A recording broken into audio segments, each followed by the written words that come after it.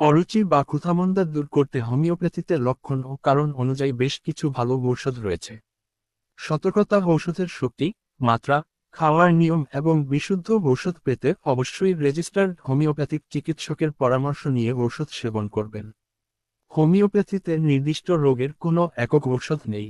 রোগীর লক্ষণ ও শারীরিক গঠন বিবেচনা করে নির্বাচন দেওয়া হয়।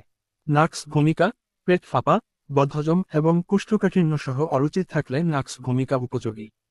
এটি মাদার টিনচার সাধারণত চিকিৎসকের পরামর্শ অনুযায়ী সেবন করা হয়। আলফালফা: শরীর দুর্বল থাকলে এবং হজম শক্তি ও খাওয়ার রুচি বাড়াতে এটি অত্যন্ত কার্যকরী একটি টনিক হিসেবে ব্যবহৃত হয়। হাইড্রেসটি স্ক্যান: পেটে ক্ষুধা আছে কিন্তু মুখের কাছে খাবার দেখলে অরুচি ভাব হলে এই ঔষধ ভালো কাজ করে। চায়না: দীর্ঘমেয়াদী অসুস্থতার পর মুখের রুচি না থাকলে এবং দুর্বলতা ও পেট ফাঁপা থাকলে ভালো কাজ করে। লাইকোপোডিয়াম: সামান্য খেলেই পেট ভরে যাওয়া, মুখের রুচি না থাকা এবং পেটে গ্যাস জমার সমস্যায় ব্যবহৃত হয়। অ্যান্টিমোনিয়াম ক্রোডাম: ক্ষুধামন্দা এবং টক জাতীয় খাবারের ইচ্ছা থাকলে এটি নির্দেশিত।